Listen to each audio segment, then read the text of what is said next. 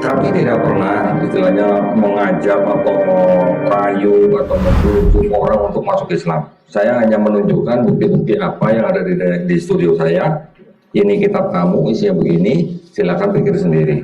Nanti ada juga suami istri yang jadi ribut depan saya, Ustaz. Kamu kalau nggak masuk Islam kita cerai katanya. Saya bilang, Pak Bu, ributnya di rumah aja, Bu, jangan di sini dulu. Ya seperti itu. Jadi kita sekarang ketika ada orang masuk Islam di tempat kami, alhamdulillah sekarang kami mau mereka menjalankan Islam dengan baik secara kafah, gitu ya. Caranya bagaimana? Kalau saya kumpulkan, Ustaz, saya mengumpulkan 20-30 orang itu sulitnya bukan main kalau di Jakarta. Orang bekerja, sibuk dan segala macam.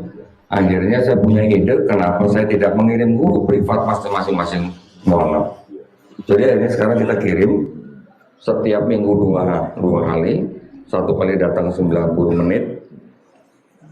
Setiap mualaf yang bersandar tempat kami kita kirim guru privat sampai mereka bisa baca Quran.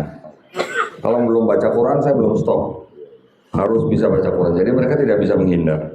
Yang belum sunat, laki-lakinya juga saya sunatkan gratis, harus kasih jadwal gitu. Nggak bisa sunat di rumah, datang ke klinik yang akan kerjasama dengan kami.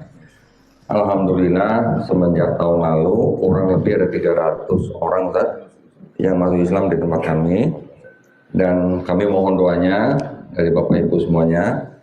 Mudah-mudahan kami semuanya juga istiqomah, ya, supaya orang-orang yang masuk Islam di tempat kami itu juga yakin dengan seyakin-yakinnya bahwa Quran itu benar-benar mukjizat yang diturunkan Allah Subhanahu wa taala kepada nabinya, ya, yang membuktikan bahwa Quran itu bukan karangan seorang manusia.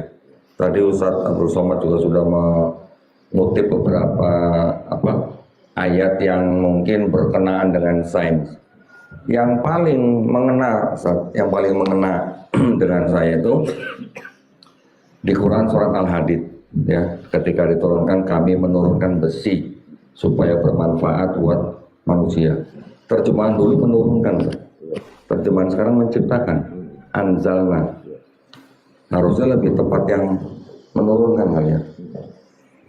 Tapi yang kita pikir gini, kami menurunkan besi supaya bermanfaat bagi manusia. Menurunkan berarti kan dari atas ke bawah. Kalau dari atas ke bawah, besi yang di bumi yang bisa kita eksplor, itu ternyata dikonfirmasi oleh NASA, besi yang bisa diambil oleh manusia yang menjadi produk-produk yang kita pakai sekarang ini, itu ternyata tidak berasal dari bumi. Dari benda-benda langit yang jatuh ke bumi, ketika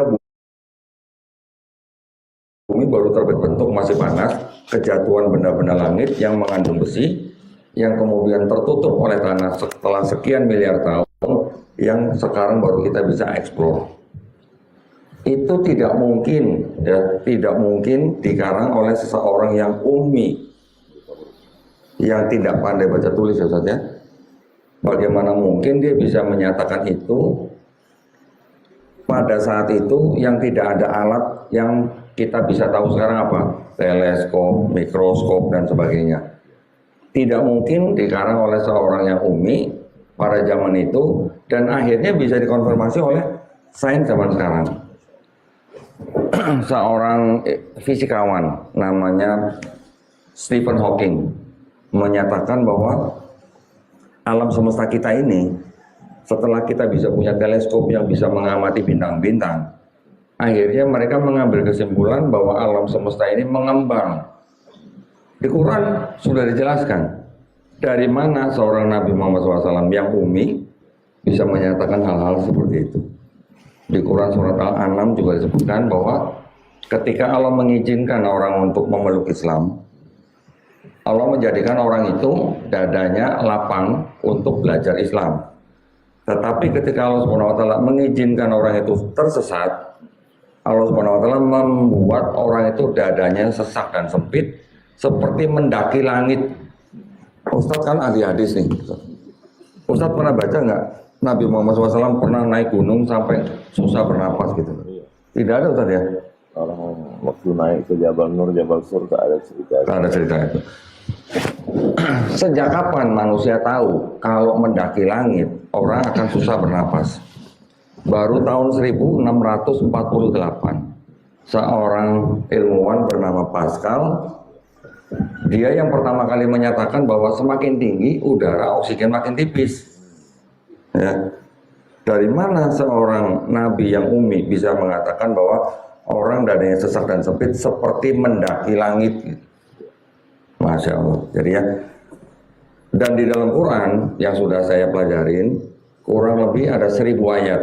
1000 ayat yang berhubungan dengan sains, dan ternyata kurang lebih 80% terbukti benar, Ustaz. Yang 20% belum terbukti benar, tapi juga belum terbukti salah. Ya, insya Allah dengan ilmu probabilitas, entah 10 tahun lagi, entah 100 tahun lagi, entah 1000 tahun lagi, insya Allah akan terbukti benar. Ya, jadi saya ingin mengajak Bapak Ibu supaya selalu berpegang kepada Quran. Tidak ada lagi nabi yang bersama dengan kita. Yang ada bersama kita sekarang adalah ulama-ulama penerus nabi. Tetapi apa yang bisa kita pegang, yang bisa kita pelajari, yang bisa kita baca kalau bukan Qurannya? Ya. Umat Islam tidak perlu apa-apa selain daripada Quran. Di dalam Quran sudah dijelaskan semuanya. Tetapi kalau kita ingin mengetahui hal-hal yang lebih detail, baru kita turun ke hadis yang sahih. Kalau tidak ada di hadis yang sahih, baru kita turun kepada ijma ulama ataupun ilmu qiyas, ya Ustaz. Maka itu saya juga ingin berpesan pada Bapak Ibu di sini, karena saya pernah di sana, saya tahu pola pikir mereka. Kita sendiri tahu bahwa di Quran disebutkan di Quran surat Al-Baqarah ayat 120, orang Yahudi dan orang Nasrani tidak akan ridho kalau kita belum ikut agama mereka. Betul ya? Maka itu kita sekarang yang wajib untuk apa? Menguatkan iman dan akidah kita supaya kita tidak ikut jalan mereka. Setiap hari kita baca di Quran, baca di sholat bahwa Allah SWT melaknat mereka. Tetapi kalau kita tidak memperkuat iman dan akidah kita, itu berbahaya buat kita. Ya, satu hal yang ingin saya sharing buat Bapak Ibu, bahwa mereka membuat kitab-kitab itu dengan istilah-istilah Islam juga. Ya, di dalam kitab mereka ditulis Alkitab. Saya sebagai orang yang pernah mempelajari kitab mereka, sudah lama bergumul dengan kitab mereka, saya mengajak Bapak Ibu jangan sebut kitab mereka dengan sebutan Alkitab. Kenapa? Karena Al-Quran kita nama lainnya juga Alkitab. Ya. Yang kedua, mereka juga membuat kitab dengan tulisan si Injil. Ya. Kita sebagai orang Islam jangan menyebut kitab itu juga sebagai sebutan Injil. Kenapa? Karena di Quran yang disebut dengan Injil kan cuma satu. Wahyu yang diturunkan kepada Nabi Isa alaihissalam untuk Bani Israel pada zaman itu.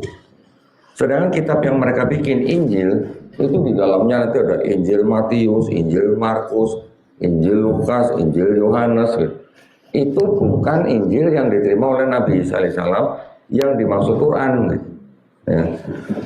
Jadi Quran sudah membenarkan bahwa Allah Subhanahu wa taala telah memberikan kitab Taurat, Zabur, Injil kepada Bani Israel pada zaman itu.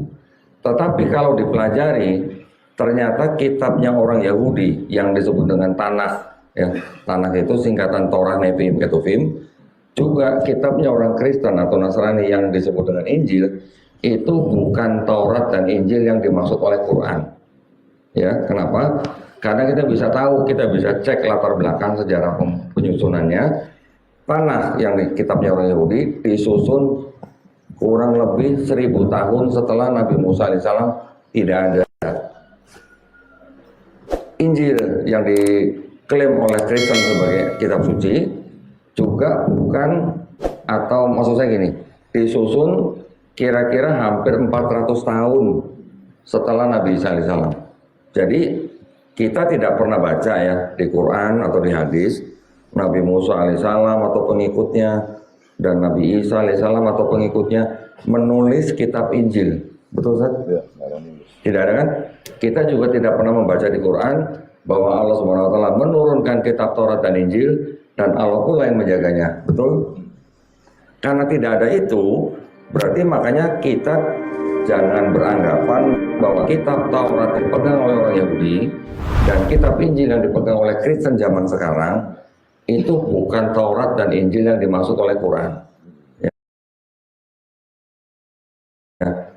Jadi maksud saya, ketika Bapak Ibu nanti bertemu dengan orang yang memberikan kitab pada tulisan Injil, ini loh Injil yang diterima Nabi Isa, jangan buru-buru percaya. Ya, pegangan kita adalah Al-Quran. Di Quran sudah jelas, Al-Quran membenarkan kitab-kitab yang diturunkan, tapi yang asli yang diberikan kepada Nabi dan Rasulnya untuk Bani Israel pada zaman itu. Juga Quran telah mengklaim bahwa Quran sudah bahwa orang-orang Bani Israel sudah pernah mengubah-ubah kitab mereka. Ya. Di Quran juga sudah dijelaskan bahwa apa yang disalahpahami oleh umat-umat sebelumnya itu sudah dijelaskan di dalam Quran. Jadi buat kita sudah cukup, tidak ada perlu kitab lain selain Quran yang mana sudah mengkonfirmasi, juga menjadi pengoreksi dan juga menjadi penjelasan.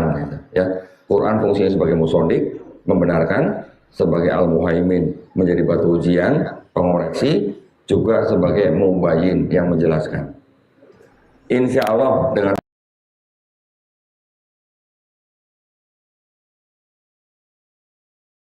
jadi saya juga berharap umat Islam dimanapun berada di Indonesia bisa terhindar dari upaya-upaya pendangkalan akidah dan juga upaya pemurtatan yang sering dilakukan oleh pihak mereka hanya dengan sembako. Ya, sembako itu alat yang sangat efektif untuk bisa menggelincirkan iman seseorang. Ya, kalau umat kita ekonominya lemah, mereka mudah tergelincir hanya dengan sembako. Jadi hati-hati, kita juga harus bekerja sama, kita harus bahu-membahu, menjaga sesama kita, karena di Islam, dengan sistem Islam, harusnya tidak ada orang miskin, harusnya. Ya, kalau dijalankan benar-benar syariat Islamnya. Ya, saya tahu seorang profesor di Amerika, dia mempelajari sekilas tentang syariat Islam dari mulai sholat, zakat, puasa. Hanya dengan itu sebenarnya dia bilang bahwa Muhammad, dia sebutnya Muhammad ya, bukan Nabi Muhammad SAW ya. Dia sebut Muhammad itu seorang yang jenius gitu. Kenapa? Karena dengan sholat dianggapnya orang itu riset dengan penciptanya. Dengan zakat itu dia bisa menyelesaikan masalah ekonomi, menyelesaikan masalah keumatan. Dengan puasa juga sama bisa membuat masyarakat lebih rata gitu ya. Tidak ada kecomplangan kaya miskin. Dengan zakat itu bisa mendekatkan gitu. Jadi dia sampai bilang bahwa Muhammad itu seorang yang jenius gitu. Hanya dengan zakat. Jadi makanya kita harus saling bahu-membahu. Supaya apa? Supaya kita jangan sampai rendah ekonominya sehingga kita mudah dimurtadkan. Saya tidak berani memberikan tausiah panjang-panjang. Ada tuan guru di sini. Takut saya nanti dikoreksi gitu saja. Jadi mungkin kita ada waktu sedikit, kita dengar dari tuan guru Ustaz Abdul Somad. Ya, barakallahu fikum. Terima kasih banyak. Kalau Syekh Ahmad Didat itu kan punya lembaga di Durban, Afrika Selatan. Ya. Namanya IPCI, International Islamic Propagation Center International. Kalau Kondondi, apa nama lembaga? Yayasan Garda Mu'alaf Indonesia. Yayasan Garda Mu'alaf Indonesia. Alamatnya Kondondi? Alamatnya di Jalan Radar Auri nomor 1, Kelurahan Cibubur, Kecamatan Ciracas, Jakarta Timur, 13720 DKI Jakarta. Nomor handphonenya? Nomor handphone yang bisa dihubungi 0896 30 300 300. Nomor rekening bank sekalian Pak. Jadi saudara-saudara kita mesti diselamatkan. Sudah ada segmennya masing-masing. Kehadiran Kondobitan, insya Allah minum Kondobitan yang jelas. Ya. Insya Allah memperkuat akidah saudara-saudara kita. Insya Allah. Bagi yang ragu-ragu, yang bingung-bingung, tonton tausiah. Saya sampai hari ini menonton Ada beliau dengan perempuan yang tidak berjilbab, yang beberapa kali beliau tanya, lalu kemudian bersyahadat. Dan kemudian ada juga, saya banyak ikuti, ada juga kadang Ustadz ini terlalu emosi sehingga argumentasinya nggak keluar, ya keluar marah-marahnya. Kodonitan dia bisa tenang gitu. Itu apa kuncinya bisa tenang itu? Kuncinya karena saya punya bukti, Ustaz. Karena punya barbu, jadi buat apa kita harus marah-marah? Nah, tinggal buka di depan dia, suruh baca sendiri. Dan di di tempat kami, Ustaz, itu puluhan orang yang sudah masuk Islam dan mereka karena urusan keluarga, mereka tidak berani ditayangkan. Jadi yang tayang di YouTube kami hanya yang benar-benar sudah menyetujui gitu. Dakwah itu sebetulnya mengajak orang dari jalan yang bukan jalan Allah kepada jalan Allah. Makanya selalu kalau disebut ad-da'i ilallah, al-ustadz Abdul Somad, saya tidak berdakwah karena saya mengajar orang Islam. Yang saya lakukan itu namanya ta'lim, ngajar orang Islam. Yang berdakwah itu konditan. Karena orang yang tidak Islam menjadi Islam, dapat hidayah gara-gara lisan beliau. Maka kita support beliau dengan segala kemampuan dan dengan doa yang punya kekuasaan pemerintah dengan kekuasaannya, yang muslimin dengan ihsannya. Kita juga kita doakan mudah-mudahan beliau selalu sehat. Amin. Istiqomah iman dan Islam. Selama berjuang ini ada nggak ancaman-ancaman? Banyak, Ustaz. Ada ya macam lah. Ada juga sumpah, serapah dan kutukan, Ustaz. Kutukan. Jadi saya dikutuk. Kamu hari Jumat minggu ini ya. Kamu pokoknya hari Jumat jam 3 sore nanti kamu kena hukuman langit, kan? Ada yang mengirim pesan ke saya begitu. Terus per jam 3 itu? Pas jam 3 sore itu saya posting saya sedang mensyahadatkan seseorang. Mungkin langit lain. Langit lain. Kalau Tuhan naik kereta api Pluto bawa kain, mungkin terjadi tutup, cuman di langit lain. Lain-lain. Iya, insya. Jadi ini kedatangan Ko Dondi yang surprise buat kita semua.